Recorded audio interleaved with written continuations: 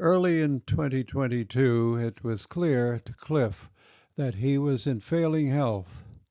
By May 16th, his 97th birthday party, he was struggling to put on a happy face and enjoy his company of friends with his funny stories. Then he stopped. Oh, you've all heard this before. And with a burst of energy, Cliff went into his room, came out with his harmonica, and continued, "But you haven't heard me play this. So let me entertain you." On he went with some happy tunes, more like the Cliff Lenox of past parties. The next morning, after breakfast, he said he slept well for a change and that we should talk about what I want you to know, Barry. That nice party yesterday could be my last birthday. If so, my accountant Omer said he'd work with you to do a memorial service at a Methodist church and at the family grave in Rhode Island. If so, I've made a list of some highlights and events, some of which you are familiar with, as we have worked together for 50 years. As you know, the house is full of papers, photos, memorabilia. I never throw anything out. Use it all as you have room. For an hour or so program, Bob D'Entremont, our great friend who passed on to Jesus 2 years ago at the age of 96. I'm so glad you introduced me to, and I missed him greatly. It's through his ministry and gifts of his hymnals he led me back to my Savior Jesus with that little hymn, "Thank you, Lord, for saving my soul." With that, tears, tears we both could not hold back, and I still can't. Clifford Newell Lenox was born May 16, 1925, at Providence Hospital to parents Grace Newell Lenox and Adelard Lenox of Central Falls, Rhode Island. 2 years later, Cliff's beloved sister Barbara was born. They remained very close throughout their lives. Cliff's grandfather, Fred E. Newell, had died 7 months prior to Cliff's birth, leaving Fred's wife, Gertrude, plus 4 daughters and a son. Grandpa Fred, in late 1880s, had built a brass foundry in Pawtucket, Rhode Island. He supplied the brass fittings for the Panama Canal in 1914. Business was good, very good indeed. I recall conversations from visits with Barbara and Cliff as they laughed and reminisced tales of their childhood, especially their memories of summers on Martha's Vineyard at the Methodist campground. Grandpa Fred designed and built his family's cottage, not in the campground, and named it Tall Timbers in Waban Park, a section of Oak Bluffs. The cottage had ample room there for family plus guests and was near the campground. Fred's huge roadster was a vital part of the family's summer fun, and the roadster was so noisy it was banned from the campground on Sundays. After church, he drove kids with guests and for an ice cream. Fred taught 3 of the daughters, Cliff's aunts, to drive. Lucky for Cliff, who loved ice cream and knew his grampy only from these photos. At 4, curious Cliff asked, "Why, Gramp, you have a funny hat?" Grammy Gertie, as he nicknamed her, told him about Shriners and helping poor children with costly medical treatments. Cliff decided to give 10 cents of his weekly allowance to Shriners, leaving him 15 cents for his ice cream cone. That's all they cost in those days. The adult Cliff bequeathed a lifetime of generous donations to Shriners and other benevolent sources. Cliff said the stock market crash of 1929 ended the family Newell's fortune. Fred's son, Charles, shut down the foundry, saying, "Now we are down to zero like the rest of the country." Cliff's father, Adelaide Lenox, worked 2 jobs during the Depression. I read from Cliff's high school yearbook words from classmates and teachers. Actions speak louder than words. Cliff believed in doing big things in a big way. Many a dull class has been thrown into laughter by his crazy antics and colossal imagination. He's our choice for successor to Mayor LaGuardia, they said. It is no wonder this was written about Cliff. He did believe in doing big things. A press release was issued from WFCI in Pawtucket, Rhode Island. 100 Central Falls High School senior class went on a sit-down strike this morning. The move was in protest against a ruling to return to full-time class schedule next Monday. Throughout the winter, the classes were conducted from 8 until noon as a fuel-conserving measure. The new schedule calls for classes from 8:30 to 11:35 and 1 o'clock to 3 o'clock in the afternoon, cutting 3 hours off students' and teachers' war work schedules. And from other news sources, student protest interference with war plant jobs, 100 Central Falls pupils staged a sit-down after schedule is altered. And from news clippings following the protest about 2 weeks later, under the continued program, the senior and junior high schools and trade school will function from 8 to 12:45 with a 15-minute recess period. The action of the school committee meets with the approval of the superintendent, and after the meeting, the new schedule meets with everybody's approval. Of the students' committee, everyone is satisfied. Hooray, everybody wins, said Cliff. Organized and left by Cliff, he said he was thrilled beyond words when news of the school board's work brought victory for the something great he himself envisioned. He said all he could express was a big thank you, God. 3 days later, a joyful graduation party. Next day, Cliff and 3 school buddies were on their way to the local draft board for induction into the U.S. Army. You're in the Army now, training. On July 1st, 1943, Cliff and his friends were entered into active service in Providence with families and friends at the train station waving tear-filled so longs and prayers for the sons going to war. The several days trip across the country was to Riverside, California, to Camp Hahn for basic training in the nearby Mojave Desert, where midsummer heat of 100 degrees is the norm from dawn to dusk. The new recruits became members of the 569th Army Anti-Aircraft Battalion. The 2 months of basic training on the hot sand was a culture shock for the teenagers from back east, who would soon become soldiers to defeat Hitler's evil war plans for world domination. Upon arrival at Camp Hahn, the recruits received advice to keep watch for rattlesnakes that will warn you when you are too close by their rattle sound. And scorpions are more of a nuisance, as they are sneaky with their tail stingers and quite painful for a day or two. If stung, get to the med tent. You'll be well the next day. Fast forward to mid-September 43. Basic training has ended. The soldiers have all been assigned their military occupational specialty, called MOS, at Camp Hahn's Riverside Barracks campus, a welcome relief from the desert into the fan-cooled rooms of Riverside Barracks.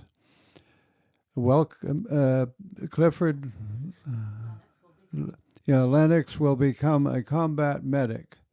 Great thanks to Brian Wallace, a good friend of Cliff's and a military man who gave these caps to Cliff for birthday gifts. Cliff treasured them. He spent several months training to operate a tent medical facility, treating wounded soldiers in simulated wartime settings. Cliff was enthused while sharing how it fit his talent for acting, as well as maybe preparing him to go to medical school later. On weekends at Camp Han, soldiers were on rest and relaxation, or R&R as they called it, to Los Angeles and Hollywood, about an hour away by bus. One weekend, Cliff heard the buzz from some of his church-going buddies. "Cliff, you gotta come with us on the early bus on Sunday. We'll go to the most unusual church service ever." The round church, with many servicemen amongst the 5,000 parishioners, was the Foursquare Gospel Church of Pastor Amy Semple McPherson, famous for her unorthodox dramatic preaching every Sunday to a capacity crowd. Cliff was ever eager for a unique, unusual, beneficent, creative event. In soldier's slang, he was gung-ho for the Foursquare experience in a round church. The balcony is where most servicemen were ushered for better viewing. The service began with the roar of 3 motorcycles led by Amy. Cliff's friends did not tell him of motorcycles riding into the church on the main aisle, right up to the pulpit. The noise was so loud it echoed. Cliff told me about Amy and how she was not known back east then. Cliff shared it was already beyond belief that there was such an old-style preacher as Amy riding around on motorcycles every Sunday, preaching the gospel to a packed congregation of 5,000. Her sermons always began with, "Well, hell's bells, ain't those bikes noisy?" And the crowds are yelling, "Yes! You know, hell is even noisier than hotter, too. How do I know? 'Cause I'm immune to the hell after I turned to Jesus. He rescued my soul. He can do the same for you. Eternal life in heaven." Then an altar call formed, and the choir led people singing, "Just as I Am." Cliff and some others fell asleep from the slow, soothing hymn. He suddenly awakes by Amy's loud pronouncement, "God's plan of salvation is what the Bible is all about. Amen?" See those young men in the uniform up in the balcony? They are part of God's army to defeat Satan's war devil, Adolf Hitler. Let's hear applause for our Christian soldiers as we close with "Onward, Christian Soldiers." The orchestra and choir with a loud marching tempo was the most fitting finale. Cliff was very impressed by Amy's big finish. Sure, it did wake us up. Feeling the soldiers had been pointed out because of sleeping, his buddy said, "No, she always ends in a big finish." Cliff was relieved yet doubtful, saying, "Well, she sure pulled a rabbit out of her hat, like they say in show business." Beyond that, I still say she should can those motorcycles in church. That's too far over the top. It cheapens the atmosphere for an opening number. Plus, my ears are still ringing. Cliff recalled his mother's reaction upon hearing about the experience. "Don't go to that awful round church again. Find a Methodist church." Cliff and his church-going buds did find a Methodist church in Hollywood. What a find! He got to send a card to his mom, and on the card he wrote, "Dear Mother, this is where I slept Saturday night. I'm with Bob and also 2 Marines whom I met in Los Angeles. It's 9:30 and we just got up.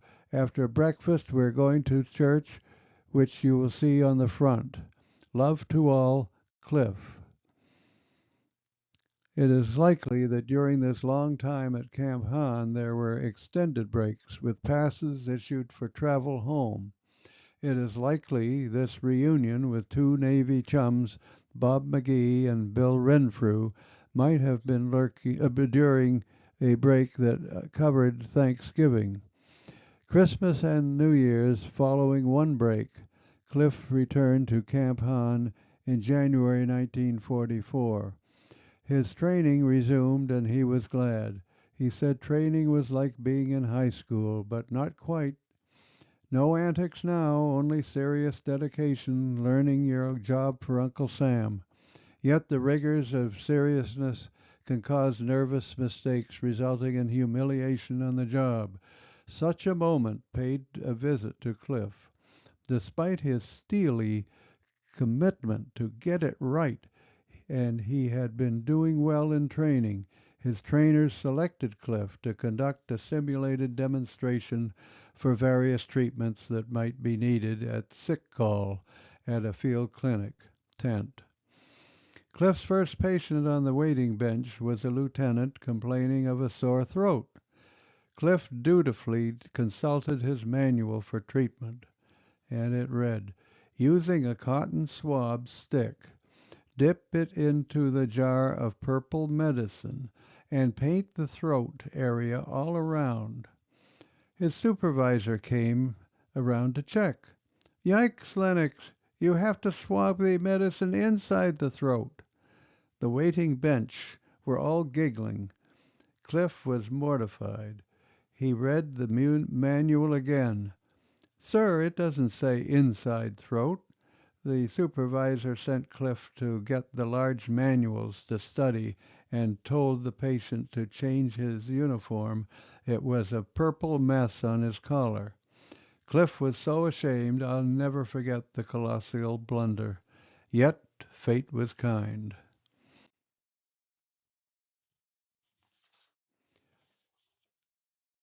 At war's end, Cliff was awarded the Bronze Medal, meritorious service in two major campaigns, Rhineland and the Battle of the Bulge, during Europe's worst winter, plus a congressional citation as a decorated war hero for saving soldiers' lives with his great idea of transporting wounded soldiers via jeeps and drivers at the ready to a big tent half a mile behind the line.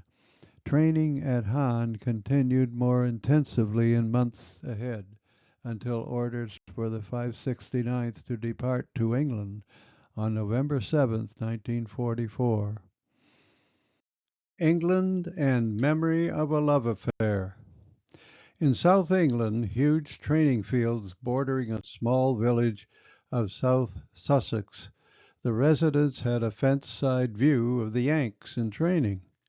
Soon the women began treating the soldiers on weekends, handing over the fence boxes of baked goods. One Saturday, a very pretty young girl, handing a box of cookies to Cliff, said hello with a big smile. My name is Beryl. My name is Clifford. So nice to meet you. We enjoy these cookies you give us. Did you bake them? Cliff asked. My mum is teaching me. Oh, no, I hear her calling me now. Beryl asked Clifford, can we chat tomorrow after church? Yes. About 12:30, right here, she said. I'll be waiting for you, answered Cliff. As Beryl hurried to her mother, she shouted, we'll walk and I'll show you our village. These are words of Cliff recalls rather tearfully when I said, so it's how you and Beryl met? Cliff told me they were words that led him to a broken heart. The romance was wonderful, but the war got in the way. How so? I asked Cliff and explained that wartime security was truly tightened to protect troops, positions along the Rhine to Belgium. Mail and telephone was shut down and what little mail that went was intercepted. During this time, German subs were just off America's Atlantic shores, Maine to Florida. The big house on the hill overlooking Craigville Beach was rumored to be a spy center, with observers noting signals between the house and a German sub off the beach. Meantime, Beryl's parents approved her dating Cliff. He was their inner guest each week and often went to church with them at their Anglican parish. He said it was good to compare American Methodism to John Wesley's heart becoming strangely warmed at Aldersgate. Cliff got a lot of ribbing from his Army friends about his budding relationship with for Brit war bride to America. The time had come for the 569th to move to the Rhine River Western Front, while Cliff's medical detachment was sent to France. Cliff and Beryl had vowed to keep in touch as much as possible with the unpredictable future. His medical detachment stayed 6 weeks at a time all over France. Mail from England to Cliff went freely, so they kept in touch. The medical detachment joined the 569th at Rhineland, Central Europe. At that time, anti-aircraft units were winning against Germany, and nearby British troops were successful. Then suddenly, the lull, as it was known, all quiet on the Western Front of the Rhine River, the title of the Hollywood movie. The German forces were fixing sight on Belgium. With breaks in the fierce winter just beginning, the next huge battle of the Bulge is to be the longest, toughest battle of the war. During the lull, the 569th Unit enjoyed some downtime. There was time for long hikes along the river. Cliff and two others packed a picnic lunch and went on to a scenic spot above at the river's edge. Now, a fun story Cliff has told many times. From on high, Cliff and the boys saw a barge with a German flag half sunk near the shore. Using binoculars, there looked to be potatoes in the rear cargo hold. The three bounded their way down to the barge and waded up to their knees to get aboard. Bob looked into a cabin. Hey, looks like the captain's quarters. Cliff walked in, and hey, this must be his dinner bell. That must be the dinner bell to ring for service. Carl was concerned. There could be bodies in the next room, but nope, it's empty. Cliff rang the bell again and exclaimed, "I'll keep it as a souvenir." Bob, a rough, tough type, said, "Why, what you going to do that for?" Cliff answered, "I'll throw you a dinner party and ring you up to help with the cooking." Bob shot right back, "I only do barbecues, nothing fancy. Let's get back." On the climb back up the hill, Carl noticed something under a shrub. "What's this?" Bob noted it was a backpack with a bazooka, an English bazooka, likely left by the Brits. Cliff asked Bob, "How does it work?" and they decided to see after lunch. Carl strapped it on his back. Bob provided instructions. "Now we have to point you facing a target. If there is ammo left, here's the trigger cord to be pulled."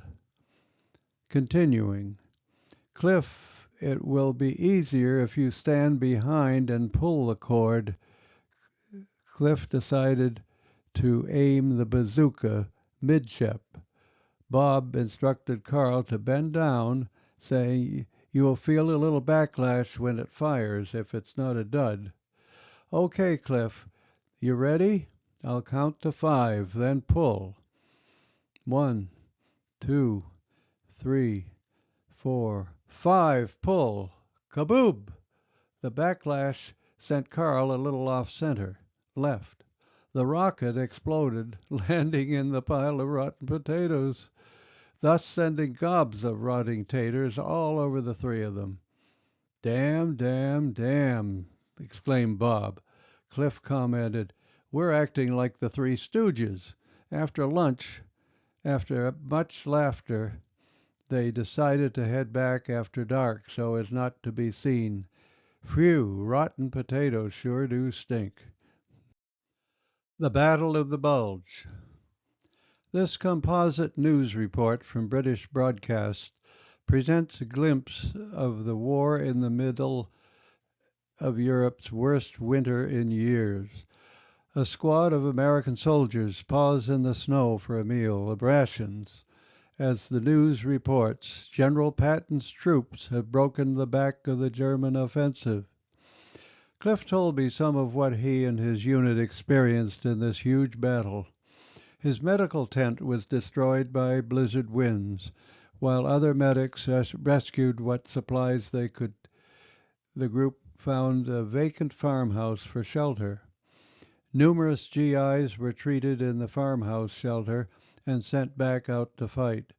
More serious could not be transported to the surgical tents because the snow was too deep for the jeeps. Such scenes were too horrible to mention, and most GIs could never talk of the worst cases. The war is over. At war's end, the 569th Battalion remained in Germany during the final battles of the war until the truce was called.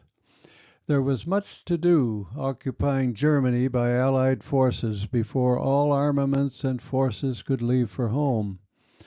Meantime, their prevailing mood was jubilation in happy Allies' faces as they were free to call loved ones at home. Cliff got in line to call the love of his life. Beryl's mother, Margaret, answered, "Hi, this is Cliff," to which Margaret shrieked, "Oh, we thought you'd been killed. It's been over 2 years since we never heard from you." Cliff replied, "It is impossible to call from the battlefield. The wartime security is very strict. Spies would intercept our moves. Now, may I speak with Beryl?" Margaret yelled to her husband, "Joffrey, it's Clifford. He survived the war and asked to speak to Beryl. What should we tell him?" "The truth," he said. Cliff was so puzzled, he said, "Something must be wrong with Beryl." Margaret, after a deep breath, said, "Oh, dear Clifford, this is terribly difficult to tell you. Beryl is at the church rehearsing for her marriage tomorrow to a Mr. Hamilton." "That hit me so hard," Clifford said as he recalled the story to me. "I got dizzy and hung up. Then I wept, hoping no one noticed, till back in my room. Back home and off to Brown. In February of 1946, thousands of GIs were discharged at their local bases nearest home, most in their 20s, enrolled in college under the GI Bill. Cliff felt that is what he should do to find some direction for his career in something he's good at. Not sure what to do as a decorated war hero, still mourning the loss of Beryl, the bright, happy-go-lucky high school kid was in a funk. Needing sage advice, he decided to visit Mrs. Perlman, his former boss at her shoe store. Mrs. P. offered his job back, encouraged him to enroll in Brown University and take a business course. Early, as a freshman at Brown, Cliff heard an address by noted Methodist evangelist E. Stanley Jones. Dr. Jones had spent time in India learning from Gandhi his praise of Jesus, compatibility with Gandhi's theme of a fellowship, compatible religions. Cliff was mesmerized by the healing concept for the world's problems, by Gandhi and Jones' concept Forging the Next Step by E. Stanley Jones, and Christian churches to attain some form of church unity in America. Then the concept could spread worldwide. This great mission got Cliff to recall his own motto: "I would rather attempt something great and fail than attempt to do nothing and succeed." The tremendous applause for Jones' speech produced a line to meet Jones. Cliff knew exactly what to say. "Dr. Jones, I volunteer to chair the commission you spoke of for Brown University. Jones' reply, Young man, what is your name? Cliff handed him his calling card. Cliff, I accept you as chair and will notify the group that I've approved you as chair. So far, no one else in line volunteered. Then he went on asking, By the way, would you be able to meet me in Boston this Saturday at noon at Park Street Church to discuss things? Oh, I'll be right there, sir. Thus began a working relationship with Jones that lasted several years. Cliff said it was the high point of his life to become renewed in his Christian faith by E. Stanley Jones. Then, in the midst of his freshman year, he changed his major from business to philosophy and religion. After graduation from Brown in June 1950, Cliff moved to Boston. He enrolled in Boston University for a degree in public relations. He continued coordinating engagements for Jones, plus active membership in the Park Street Congregational Church. In the fall, the Billy Graham Crusade packed Boston streets. There was no more room at Park Street, and knowing the manager at Old Mechanics Hall, he was able to accommodate the huge crowds, much more than Park Street. What a time, Cliff said. Imagine me able to serve two Christian evangelists at the same time. It was God's help, not just me. In January 1951, President Truman's newly formed CIA solicited the brightest decorated war heroes. Following an interview, Cliff declined, telling his family and friends he couldn't see himself as a snoop. Cliff continued his studies at Boston University School of Public Relations. He knew he was in the right field. He had room to form his own company, Boston Music Festival, to bring Broadway shows to Boston. Always a light sleeper, he stayed energetic for classes at BU from 9 to 3 or 4, then to John Hancock Theater in the Back Bay for rehearsals. Several great musicals of the 50s were staged, not with Broadway stars, but with good local talent that Cliff and his company found. One such talent was Dick Button for skating scenes. It was the first time ever for an ice rink to be on a Broadway musical stage. The show, Call Me Madam, which was newly set for winter rather than the summer in Europe, was great success. The authors on Broadway, Krause and Lindsay, came to see Cliff's version, and after praising him and the cast with a big party at the Ritz. On that night he could not stay up to get E. Stanley Jones's itinerary set for the next morning, needed by noon. So he was forced to skip classes in the morning. Cliff said, "No more parties."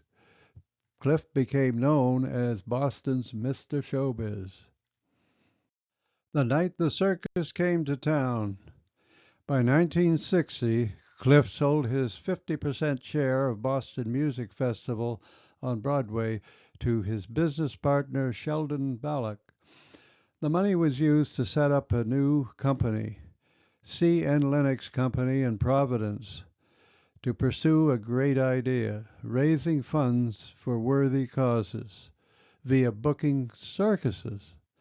During the 1950s and 60s, many circuses brought grassroots entertainment to America. A friend on Martha's Vineyard, George Hodgson, called Cliff with his idea of bringing the Mills Brothers Circus to the Vineyard the summer of 1963. George knew about circus booking as he was the booking agent for Ringling Brothers, the circus, and he knew also how difficult the task would be. The circus had never been on Martha's Vineyard. No one had given a thought of traveling over the water. But George knew if anyone could get it done, Cliff was the man.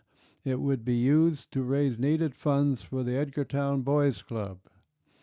According to writings from Shirley Mayhew, a noted author on the Vineyard, it was the biggest over-water moving of animals since Noah coaxed a balky donkey up the gangplank. The person most responsible for bringing the show to the island was Cliff Lenox, a booking agent for Oak Bluff summer visitors. At 2 a.m., Cliff made a phone call to Jack Mills and his brothers and told them he had the perfect Oak Bluffs Waban Park location, the former location of his grandfather's cottage. Eventually, Mills agreed, but only if Cliff made all the arrangements. It took months to figure out how to get 85 vehicles of performers and animals safely across Vineyard Sound. On Saturday, August 3rd, 1963, the circus made its way to the ferries. The Islander and Nantucket were waiting to make multiple trips through the night. It was such an unusual event. It drew 11 television stations and several thousand people at the dock in Woods Hole, and hundreds waiting the arrival at Vineyard Haven. Jack Mills was so impressed he brought some of the animals out for a crowd in Woods Hole and walked them aboard. 5 of the elephants performed a mini show on dockside. The 2 shows under the big top sold out, and after the performances on Monday, they packed up and headed to the mainland for performances on Cape Cod on Tuesday. The 70s and beyond, Mobile Aquarium Project, and more. I met Cliff in 1973, fresh out of San Jose State College. I had returned to Cape Cod looking for a job as an illustrator. After interviews in Connecticut, I stopped in Providence on the way back, was perusing the local newspaper when I saw an advertisement, C.N. Lenox Company seeks illustrator. I found a payphone, and Mr. Lenox answered, "Yes, the position is still available. Where are you?" He provided directions just a block away, and after sharing my portfolio, Cliff and the engineer agreed, "This is what we're looking for." "When can you start?" They told me about a traveling aquarium project. I'd be working with Greg the engineer. The next day, my first day, Greg said Cliff would be late because he had just learned of the death of an associate he worked with in Boston. Also a Jones, Greg said. "Not a relative. There are so many Joneses," I replied. Later from Cliff, I learned of E. Stanley Jones. Growing up Methodist, I thought I would have been aware of such a distinguished evangelist, and now I know the rest of the story from Cliff. As mentioned previously, one of my first projects with Cliff was the Mobile Aquarium Project. Cliff's search for funds found a possibility in John Nicholas Brown, well known as Mr. Rhode Island and founder of Brown University.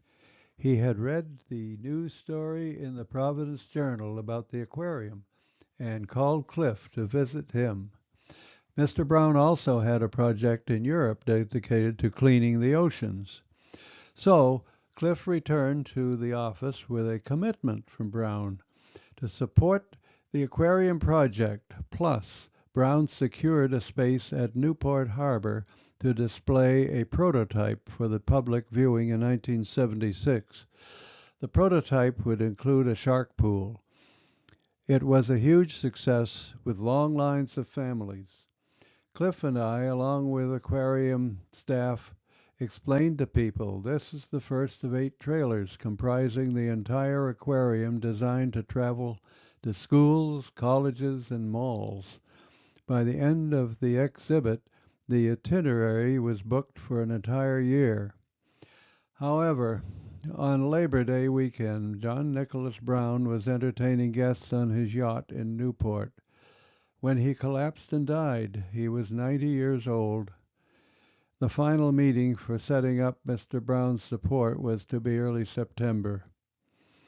What a shocker for Cliff and all of us. Yet Cliff, in spite of huge disappointments like this, said, "We will not give up. There are other opportunities. Let's keep faith and a positive outlook. God will guide us." with Cliff's ideas to raise funds saw no limits. Cliff reminded me, "You recall that booth with the planetariums at the National School Administrators Convention?" I said, "Yes." "It gave you an idea?" "That another project we could make money with, a show on astronomy and astrology. All the rage. What's your sign?" "Display at shopping malls. With enough of our effort we could supplant what Brown had in mind." Cliff charged me with deciding on a name, and thus the Astrolodome was born, and it played malls all across the country, even in Canada. The aquarium did fizzle out into an expensive memory. The Astrolodome continued to travel throughout. Cliff kept two offices, Providence and Boston. The circus business was fading as public perception of animal cruelty increased, so the fundraising business declined. Cliff's good friend George Hodgson retired and soon passed at 82 years old. I moved away to Hyannis and did freelance art. In time, Cliff found a buyer for the Astrolodome, and then Cliff was offered a position of marketing and sales director of the Greater Boston Convention and Visitors Bureau. During Cliff's time working in Boston, we kept in touch, and he sometimes visited with my parents. Boston also afforded Cliff time for theatrical involvements, often sharing tickets with my mother and me to attend musicals. Cliff did finally retire in 2012 at about 87 years old. And now for the rest of the story. Cliff had yearly reunions with his pals from the 569th. Throughout the years, they met in various locations around the country, and slowly their numbers decreased. The greatest reunion for Cliff was yet to come. For Cliff, personally, an out-of-the-blue, heartwarming occasion awaited his arrival home from Boston one evening. He received a letter from Beryl announcing she and her husband Bob were planning a trip to Boston and would only go if they could spend time with Cliff. Cliff said, "Imagine that, after 48 years, she must have guessed I'd be over that broken heart by now. So I'm going to call Beryl and say to them, I'll be meeting you and Bob at the airport for the best ever visit to Boston." And he didn't stop there. They would spend a day seeing Martha's Vineyard.